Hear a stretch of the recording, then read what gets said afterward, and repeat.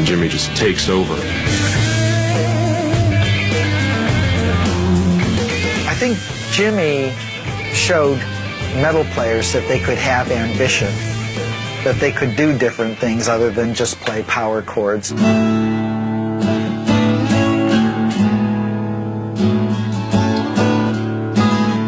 Having as much power that Jimmy had with his guitar, and then being able to go to something as beautiful as the mandolins he used in some of the songs, that takes tremendous talent.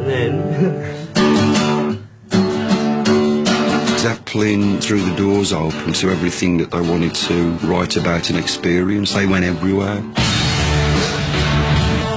Para 1971, las fórmulas básicas para todo metalero estaban listas. El sonido pesado y rasposo de Sabbath y el sonido del buen rock concertista de Zeppelin. I do think that seemingly every metal band, at its core, is fundamentally using the template Sabbath set or the template that Zeppelin set. It was the early days, you know, everything was sort of emerging. The first Sabbath record, Led Zeppelin, I mean, what's metal? I don't know, no one knows yet. It's just a bunch of bands that have gone berserk, but they've laid the groundwork.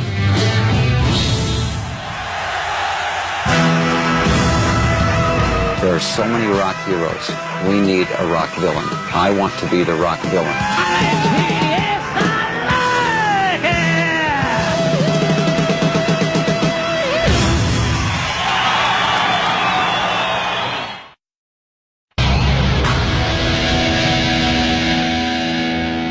Were you popular in high school? No.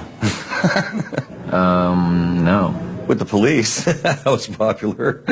I was the guy that dressed different than everybody in the whole school, and I had very few friends. At that age, man, you're looking for any sort of expressionism, something that's going to make you different, where you raise your head above the crowd and you go, hey, hello, here I am, look at me. Actualmente la letra de las canciones de las bandas de metal es agresiva y oscura, típico.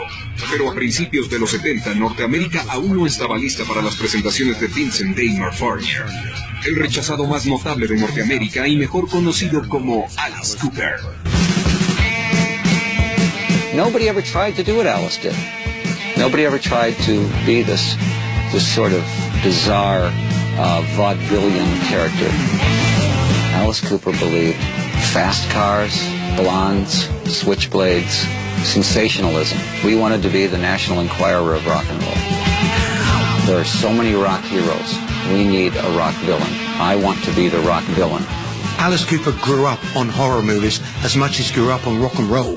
He was the combination of Bela Lugosi, Chuck Berry, Vincent Price, and everything that actually led up to the formation of the Alice Cooper Band. I want to be the personified Captain Hook of rock. I don't want to be Peter Pan. I want to be Snidely Whiplash. I want to be the guy that wants the rent money. And I enjoyed playing the heavy.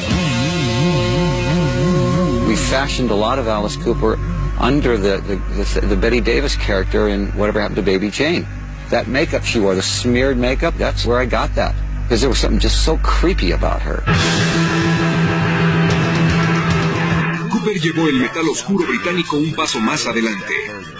Su notable gira Billion Dollar Babies en 1973 fue un perverso show de horror, adornado con violencia, necrofilia y bebés muertos.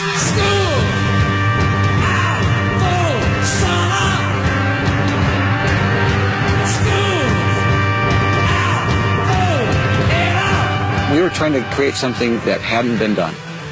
And what hadn't been done was nobody had taken the lyrics and brought them to life.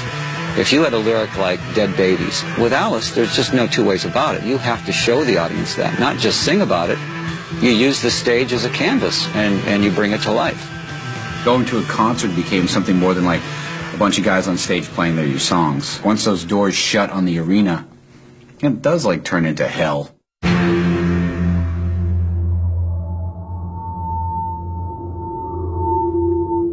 Heavy metal's always been about horror. If it was to be classified in the same way as we classify books or movies, heavy metal would fit in the horror section.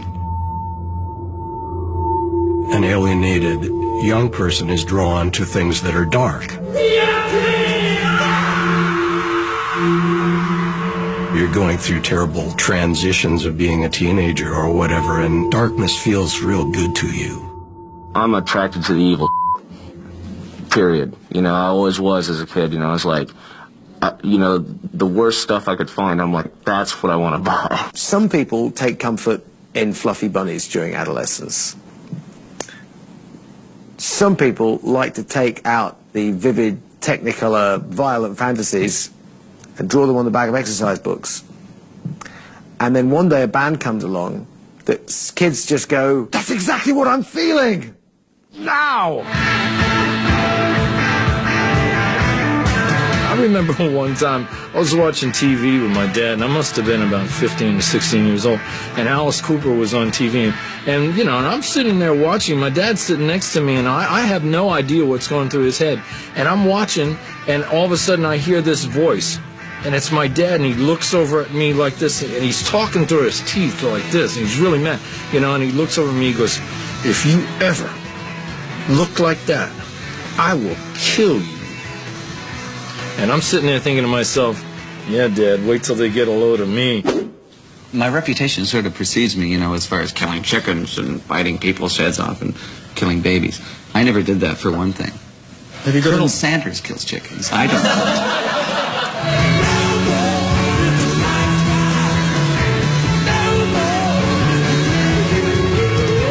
We always had the taste not to do any bad language on stage or no nudity, because that was too cheap, too easy. To us, that was like, well, that gives it all away. You know, what you do is you suggest. If you just suggest, then you don't have to do it. Our stage show was as bizarre as it could get, but I always saw it as being fun. In fact, Groucho Marx loved the show because he saw the burlesque in it. He brought Mae West to one of the shows. Mae West and Groucho Marx watching an Alice Cooper show.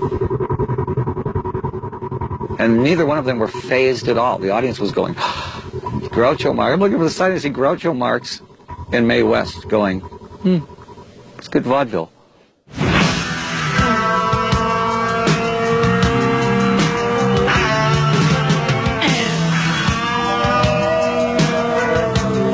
El heavy metal aprendió una valiosa lección. Alterar vende. La fórmula de Alice Cooper se sigue usando hoy. Evidentemente no nada más en los escenarios, sino que también en las letras, videos musicales y portadas de discos. The idea of opening the commercial floodgates of theatricality to rock and roll was something that I think we were responsible for. You're so far out on the limb when you're Alice Cooper that you're either going to be the biggest idiot of all time or you're going to be considered like a groundbreaking genius, you know. Every time I'll see somebody do something, I go, you can find some old concert of Alice and go, look, he already did it. You completely ripped him off.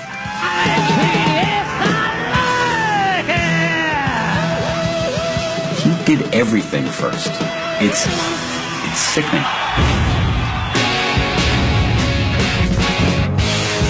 Nobody knew what they looked like. He didn't know whether underneath Gene's makeup he was like a murderer. You didn't know.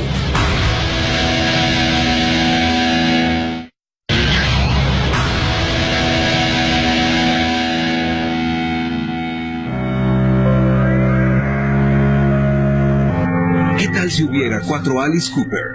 ¿Qué tal si hubiera 4 tipos que pudieran ampliar los límites del heavy metal? ¿Qué tal si estos